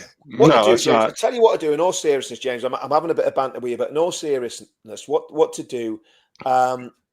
Send us a message about what your issue is, and we'll see about if we can do some sort of video with you or something like that. If because we just can't. It is so difficult to accommodate everybody that wants to come and speak. This one especially. This one's a whole different animal. It's a whole different animal. It's tight because it's a global thing. It's all over. Yeah. So, let us know what you're talking. You'll not get on. Nobody's going to get on that platform on the 13th unless they're on that list. It's as simple as that. That's just the way it is. I'm not speaking, so I mean, nobody's going to get on there unless you're on the list. So, unfortunately, the answer to that is a no. But thanks for the super. I am still here, by the way, guys. I'm still here. That's a better picture of you, Paul. That's a better one, mate. You were looking a bit raggy there, mate. You know what? That's about 10 years old, that picture. Oh no, I'm on about the little emoji down at the end of this comment. It's not you, Paul, no? Oh, there. What? After Labour. After the word Labour, is that not you? Yeah. So we need to talk about we do need to, well, we talked about the Fabian Society already, but you know the fact that our country has been taken over by communists gradually over the past 30 years is in no small part due to the Fabian Society. They are in everywhere. I think that, I mean, I don't know what you think, guys, but should the Fabian Society be prescribed because it's so subversive? Well, it's been around a long, long time. Yes, yeah. It's definitely not democratic. You know, nope. In a free Western country, I don't think. Obviously, if you're a free Western country, you have to allow, you know what I mean, organizations like that. And just the same way we have to allow Satanists to parade down the street because we're such a free country in America. So I don't know how you would get rid of it legally. Yeah, I must admit, I'm very loath to ban anything unless it's really necessary. Same here. Well, I mean, if the National Socialists, if the Nazis were basically having massive influence over the British government, would we want to ban them? Of course, aren't they? Yeah. Aren't they? Yeah. Well, yeah. Well, I mean, yeah. I mean, but I mean, you know, I mean, I'm thinking if there was a Nazi party, because obviously everyone goes about, you know, something like Patriotic Alternative or whatever. If they were having massive influence in the country, there'd be an absolute outcry about it. But this group. Let me just give you an example here. Many years ago, I can't remember the exact year, there was a group of neo-Nazis that wanted to march through a village called Skokie here in the States, in Illinois. There were neo-Nazis. Skokie is a predominantly Jewish community, one of the largest Jewish community in the United States. The community, the city, would not allow these Nazis to march through with their Nazi flags and their hate speech and all that kind of stuff. So the Aryans took them to the Supreme Court. And because our Constitution is set up the way it is, and because we do have our freedom of speech is so, I don't know if you guys understand how strong our freedom of speech is in America. Our freedom of speech is so strong that the Supreme Court ruled in favor of the neo-Nazis to allow them to march through this Jewish village. Because once you start calling something hate speech, then who gets to define what that is? Every party that comes into power is going to say, nope, that's hate speech. They get to define it how they want. So you really never actually have free speech. So that's why I am so troubled by any banning of an organization like that. I even when, you know, and I got a lot of heat from conservatives over here because I said we shouldn't be burning the American flag when Trump said he wrote the executive order to, you know, keep from burning the American flag. I detest the people who burn the American flag. I detest the burning of the American flag, but, you know, I support the right of anybody for that is a form of free speech, but you know, whether you believe so or not, it is expression. It's a fine line. I agree with you on that, Don. I'm on the same page with that, 100%. Sorry, Paul, what you say, mate? I think it's a very fine line. Sometimes I think you need to know who these people are. I mean, if I saw someone burning our flag, I'll be incensed, absolutely incensed, but I want to know who the enemy is. Exactly. Yeah. Exactly. I agree with that 100%. That's right. That's one of the things about crushing freedom of speech. You don't know. I think the thing about groups like the Fabians is they're basically semi-secret societies, but seem to be semi-sort of secret societies, and they do have an agenda to take over the country. So I think they should at least be monitored by you know the security. Yeah, monitored. Yeah. A lot of the security services are probably Fabians. Yeah, I started talking about them about a year ago when I researched Keir Starmer and found out he was a member of the Fabian Society and found out what they were all about. They're a dastardly group of people, man. They really are. Well, most of the cabinet is the Fabians in the Fabians. Yeah. Oh, and your judges too. Your judges are too. Yep. Broadcasters, you know, the people involved in the Quangos. I mean, what a fantastic word, dastardly. It's a good one. That's a great word. That reminds me of Wacky Races. Dick Dastardly and Muttley. Dastardly. I love Dick Dastardly. Some Dastardly. Cartoon character that says, I think it's like Daffy Duck or somebody says, Dastardly. Dastardly and Muttley. And do you remember the little criminal gang, the Anthill Mob? Oh dear. I spent too much time watching cartoons as a kid. Okay, thoughts on fatality tents. Any thoughts on these guys? These fatality tents, what they're for, what's going on? Yeah, I don't want to go in one. That's my thought on that. Not for a while anyway. What is the fatality tent? basically what's happened is there's been this leak that this government body has bought a whole lot of tenting and body bags and what have you for a major incident, and so for war. A war. That's what it's about. It's to scare us into believing there's World War III's on its way. Yeah. And what do we have on Sunday? What do we have on Sunday, by the way? What's coming up this Sunday? Oh, the emergency thing. Yeah. Yeah. that stupid thing that buzzes on your phone. Yeah. Oh yeah. I'm just going to keep mine turned off. I just switch it off, Same as.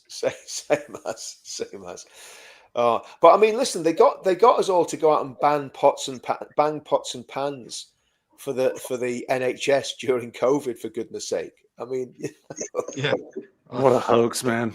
It was unbelievable, absolutely unbelievable. Oh dear. Hey Paul, are you on some anti-aging juice? Guys, stop bigging Paul up. Okay. That's all I'm going to say. I was going to say he's the oldest man in the room, but you might not be.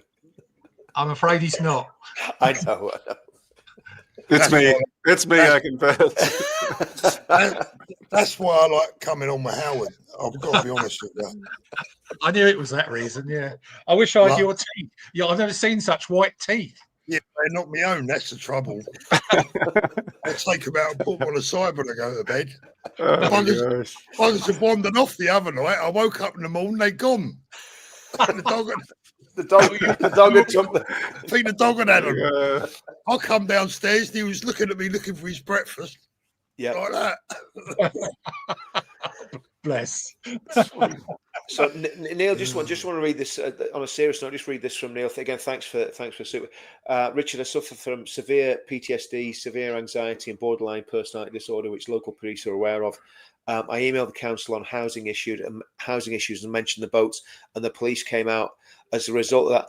I'm guessing the police came out as a result of that. I mean, Neil, that is outrageous. If the police know about your conditions and they're coming out and causing you more anxiety and more distress, well, that's obviously completely out of order. Yeah. Again, just try. I know it's easy for us to sit here and say this, but there's nothing they can really do for you. Sorry, they can't do anything to you for sending an email to the council mentioning the boats. They might not like it, but they've got no. And if you don't feel comfortable with the police coming out to your house and you haven't nothing wrong, just very politely ask them not to come out unless there's a reason for them to come out. I think you're within your rights to do that, and don't be abusive with them. But I think that's outrageous what they're doing to you. To be honest with you, Neil. Neil, can I just offer a little bit of advice to you there, Neil? Was with the PTSD and the anxiety. If you're angry, Neil, and you're going to write an email, do me a favour, mate. Before you send it, sleep on that email, and then send it the next day. So before you send anything, just sleep on it, read it the next morning, and see if you're still happy with it. If you're still happy with it, fine. But don't let these people get to you, mate. Join the Free Speech Union as well. And obviously, keep us in touch with how you get along. But keep your chin up, brother, honestly. Yeah. And keep jumping on this. Neil, because obviously this is we're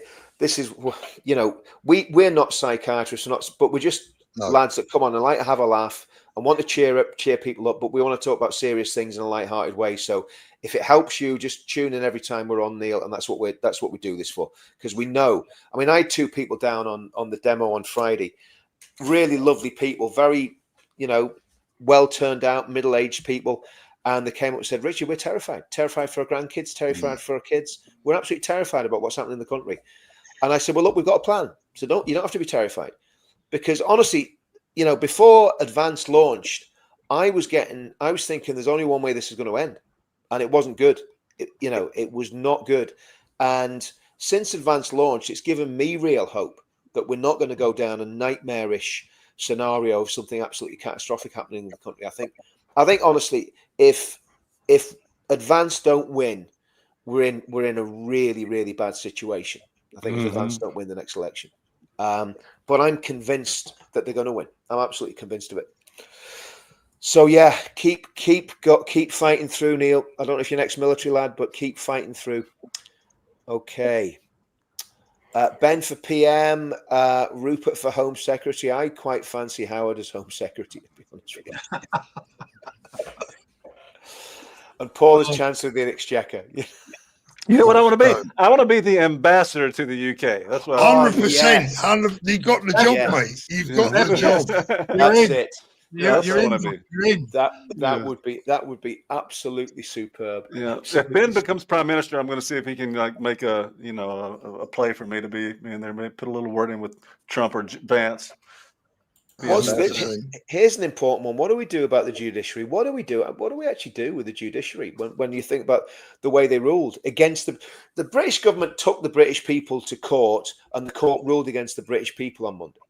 We're talking about obviously this ruling for the hotels. Yeah. What do you do when do you know what? Does anyone know the song by Bob Dylan, 7 Curses? Does anyone know that song? Yeah. Howard knows it, right? Brilliant song, right? And it's about this corrupt judge in America that basically takes advantage of a young girl and then hangs her father, right? That's what it's about. And that could be talking about our judiciary, because that's how corrupt they are. Mm-hmm. So corrupt. So if you don't know the song 7 Curses, go on to YouTube, type in 7 Curses. Never checked that out. Never heard it. Oh, it's brilliant. Bob Dylan, 1963. It's an absolute classic. You got to listen to that song. It's not as good as the Men of England, but it's okay. I was 10 years old. Yeah. I wasn't even a twinkle in my father's eye. Oh yeah, don't rub it in. No, but you're my mother's age. I didn't know. You didn't hear that wrong. Oh, shut up! The way you put that. Yeah. But I actually saw an example of two-tier judgment this weekend, or just got to it. As you know where I'm going with Noel Wilcox. Yeah, good Noel. Let me just explain for people that Noel Wilcox is a scaffolder, a businessman, a small businessman, and he's taken on Transport for London a big time in 3 court cases. And the first 2 court cases he won on the basis that the low emission zone, which is the one for commercial vehicles, and the ultra low emission zone for cars in London, the signs are unlawful. And he's proved it, and 2 judges have agreed with him because he refuses to pay something like £11,000 worth of penalty notices. And this is his 3rd court case, and the defendants, which is Transport for London, don't deny that the signs are unlawful, but they're on a procedural basis. They use things like, we have administrative errors. It's not on the side of Noel. Noel was brilliant. He defended himself superbly. But the judge yesterday simply said, we can't actually, he's not going to rule in the favour. He went against Noel on 2 bases. One is that if the ULEZ and LES was actually disbanded at the moment, it would cost billions to pay the money back, and they go bankrupt. That's one. And the second thing, and guess what? Because the impact on air quality, and you just sit there in amazement. I sat in that court, my bottom of my jaw just hit the table, and I just couldn't believe it. And this is what I'm saying about that. If this is factual, these signs are illegal. Therefore, Noel has won, irrespective of damn if TfL go bust. Their fault. That's not Noel's problem, is it? No, they won simply because they got more money, more clout, more legal advice. Noel was on his own, and I say everyone listen to this guy. Please go and find out about Noel Wilcox, because he is a Trojan. The sad thing about him, he's still a member of Reform. But listen, he will.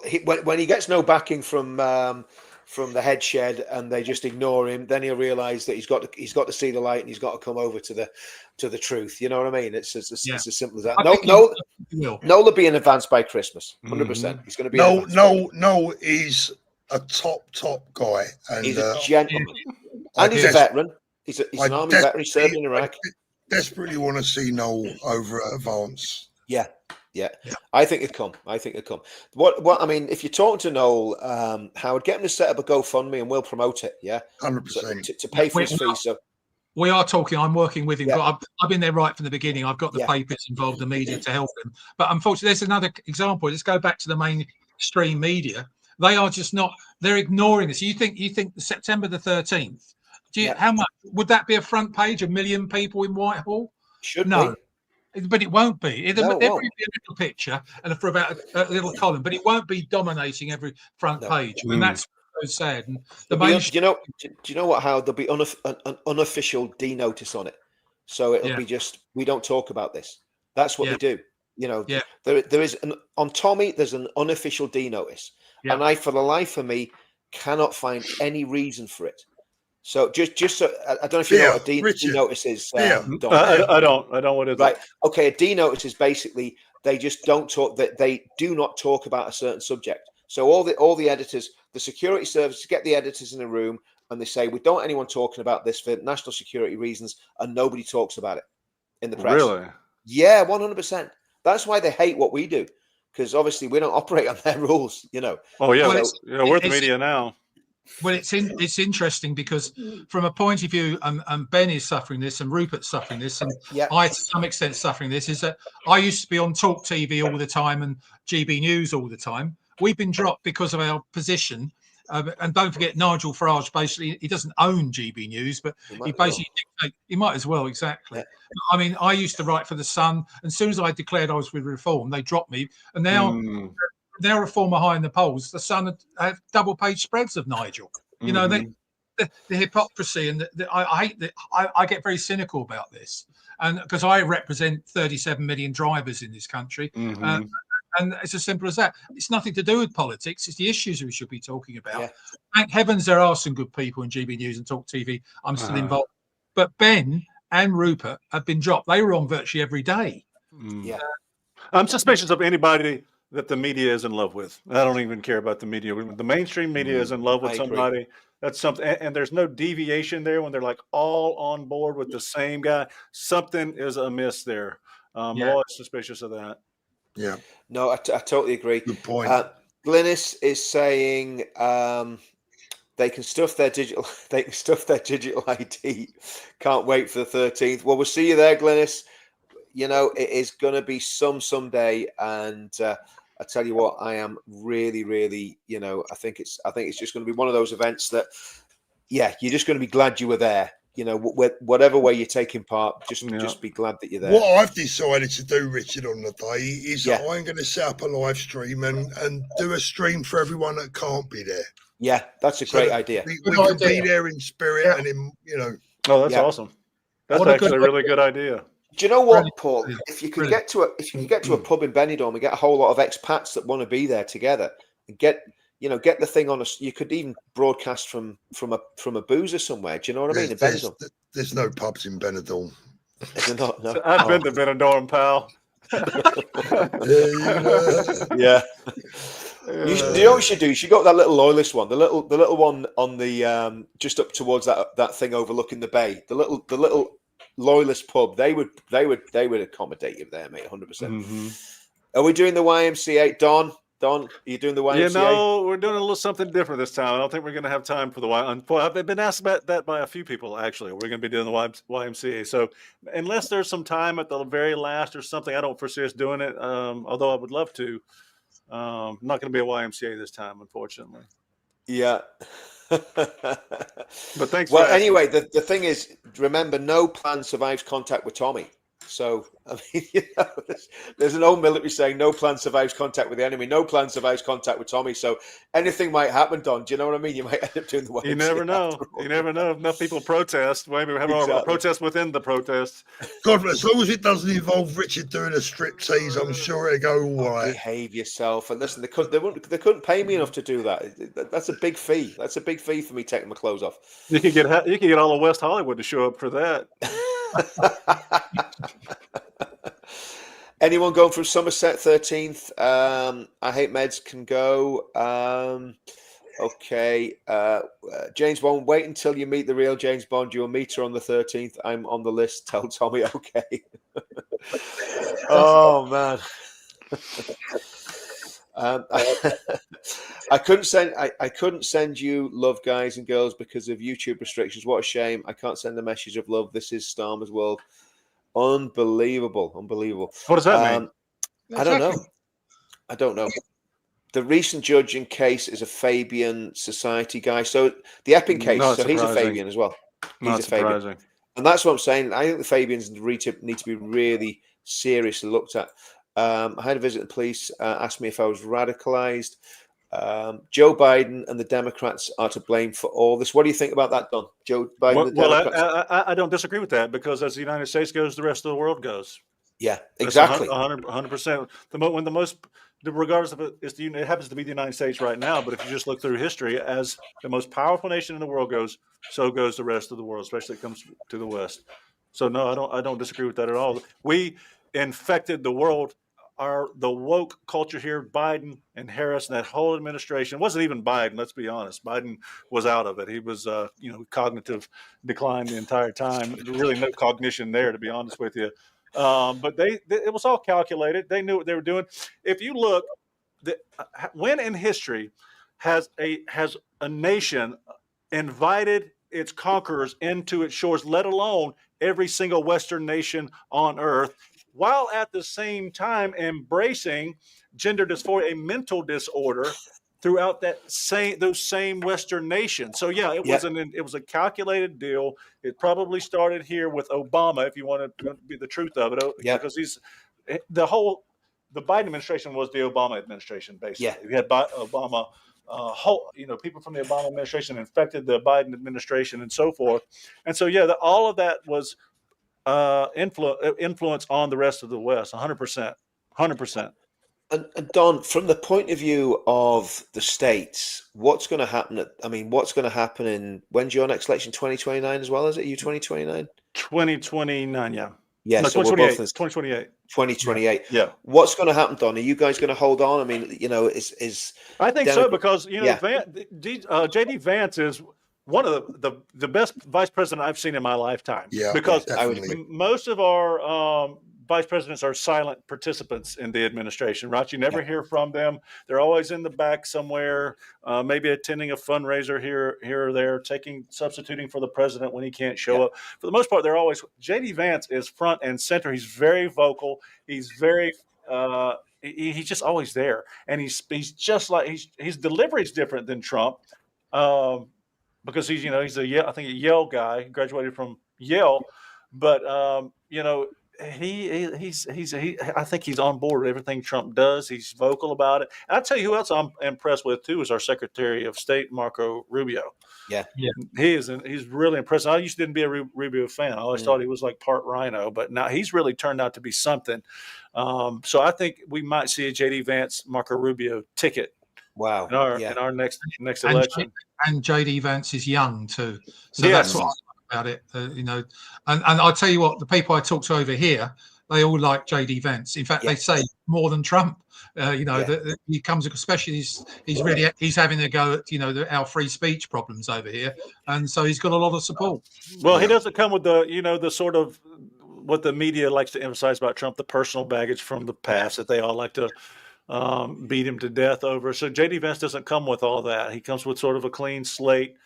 Very well-spoken guy. He's a gentleman, but he tells it exactly like it is, and he's not afraid to speak his mind. He doesn't straddle the fence. He doesn't waver on issues to appease any one group or the other. So from a ideological standpoint and a political standpoint, I think he's a lot like Trump. In fact, just like Trump, except for maybe the demeanor and the delivery when it comes to Vance. And the hair. And what about the defense secretary? Do you know what I mean, Don? Your defense guy? Oh, you're talking about Pete Hegseth? Pete, yeah. Yeah, I like Pete a lot. He's a patriot, man. He was a warrior as well. So he's a great guy, and he was instrumental in helping get this wokeness out of the military as well. And he got rid of a lot of those holdovers from the last administration. Now, unfortunately, there's so many people in the federal government, you can't weed them all out. You know who's been really good about weeding out people in our federal government and getting rid of the woke holdovers is Laura Loomer. She has been outstanding, and the president listens to her reporting. Like almost every other day, she's reporting on something that the next day you'll see that the administration acted on it and removed someone that Laura Loomer reported on. So Laura Loomer is a great patriot, man. She doesn't get the credit she deserves. But and she was mega cancelled, wasn't she, Don? She was cancelled by under Biden, wasn't she? Oh yeah, Yeah. big time. Yeah, big time. She was canceled pretty much everywhere until recently. She started, but her reporting is just God. She's one of the best. I think she's the best reporter right now in the United States. Wow. I'm talking about mainstream. I'm talking about independent media. Laura Loomer is the best reporter in the United States right now. 100%. Yeah. So you're thinking it's looking good for the next election for you guys, because what we need is continuity. If we continue on this trajectory, if we can keep the immigration down, if we can. Now the problem is we have to fight the deep state and the courts at the same time, because we have a lot of wokies in our court system too. It's infested with them because Biden was able to appoint a lot of federal judges during his administration. So Trump right now, every decision that he makes is a lawsuit that Trump has to fight before we can implement it. Just like, we've got guys like this Boesberg, who's a terrible woke left, all these other judges who are blocking his executive orders so that he can't implement them. And then what happens is it takes us some time. So you're really hamstringing the administration and getting in the way of what he could be doing for our country because of your left woke agenda. But ultimately it gets to the Supreme Court. And what has been happening is the Supreme Court has been overturning these lower courts because they see that it's judicial tyranny is what it is. Yeah. So, I think if we can just maintain this trajectory, if we can keep the economy steady and even, keep seeing prices go down, we can keep seeing inflation go down. If we can get the Federal Reserve and Jerome Powell to drop these interest rates where they should be, where the rest of the world's going. We have the highest interest rates. It should be the lowest, quite frankly, because everyone's economy is doing well right now. And our Federal Reserve guy, because I think he's a never Trumper, is keeping our inflation right to hurt the economy and hurt the Trump name, to hurt the Trump administration. Evil. Evil, isn't it? Trump fights on all battlefronts. His administration fights on all battlefronts. It's the most evil thing I've ever seen, this deep state and this judicial tyranny that we have here. But that's what Trump fights. And if he can manage to do that and just stay where we're at now, I think even the people who may have voted for Biden and Obama before, a lot of those people we're seeing are coming on board now and going, God, this is what we need. Because what happened was the Democrats, they just went so far left. They just went insane. And like normal people, they see this and they go, what in the hell are you guys doing? This isn't the Democratic Party of my father. And so they're all moving over here to the right, and because they realize that the Biden administration, the rest of these Democrats are just fools, man. And they're like children. They're really like children playing children's games. You can, if you want to be a boy, you can be a boy. If you want to be a girl, you can be a girl. It's really insane. It's like children. It really is. And sane people, they don't go for that kind of stuff. You know, terrible thought is done as well. If Kamala had won the election, oh my God, can you imagine them? We'd be. There would be nobody standing up for us. I think the whole world. I think we'd have lost the world if Trump hadn't won. Yeah, it was so massive. They just couldn't. They just couldn't put the people in position. They couldn't put the game in play. They would have needed to overcome that massive of a victory. I mean, it was an enormous victory. That's what we need. And plus they knew the scrutiny was going to be there because of the last election. They didn't know who was going to be at these polls. They didn't know who the feds were going to have in the polls, or what was going, who local government were going to have at these polls as observers. So I don't think they were willing to risk it this time. And plus, she was a really poor candidate. I mean, she was paying Beyonce and Cardi B millions of dollars to get on the stage and shake their asses. That's the kind of person. That's what we were dealing with Kamala Harris at her campaign. She was just a real idiot, and she appeared to be drunk. I heard she has a real alcohol problem, but she appeared to be drunk every time she spoke. And the American people, she just turned everyone. She was just she's real. Did you ever hear these words? Salads that she would come up with. It was just insane. What was it? Something about the burden. Be unburdened by the past. I can't remember something. I mean, she wasn't even doing long form podcasts. I mean, Trump was going on with Rogan and doing 2 hours, right? Because of Barron.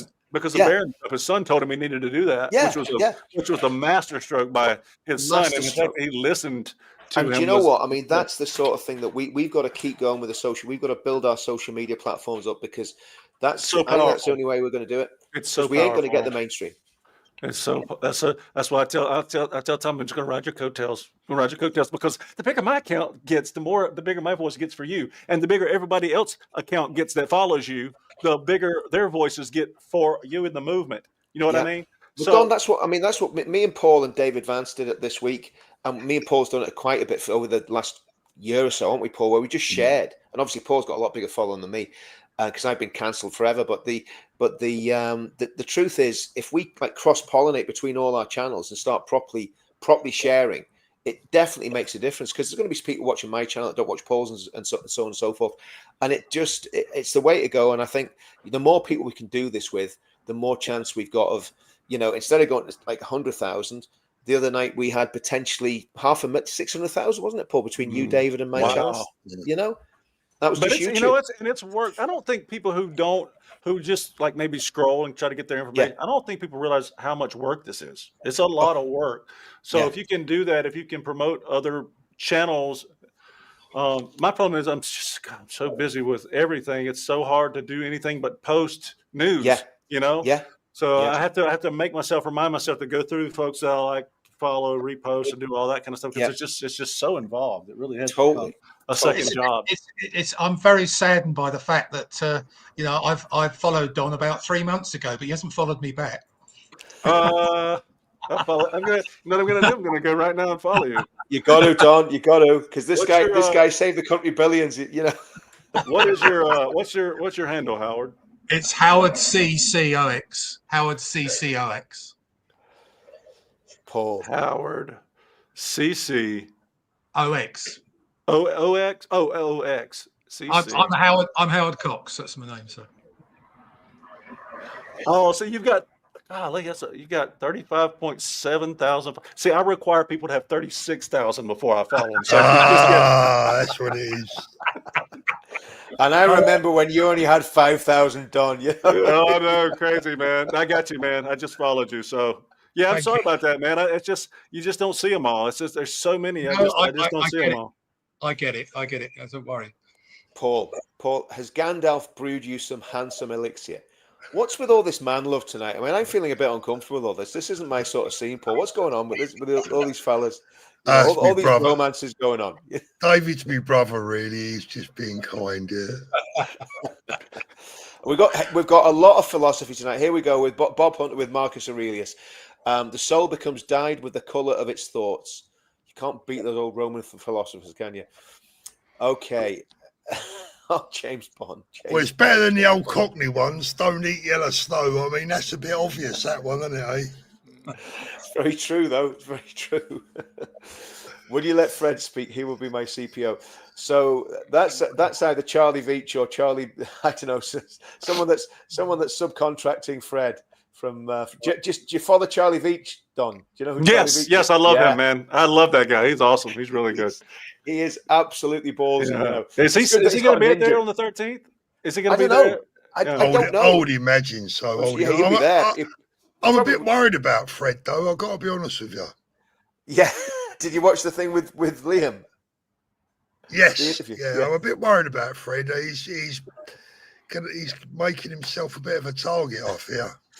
Listen, he's young enough to be breakable. You know what I mean? At his age, he can get fixed if he gets an injury. Not like us, where you know. Paul, take a break and take a step backwards, my friend. Please look after yourself, Paul. I worry for your mental health, brother.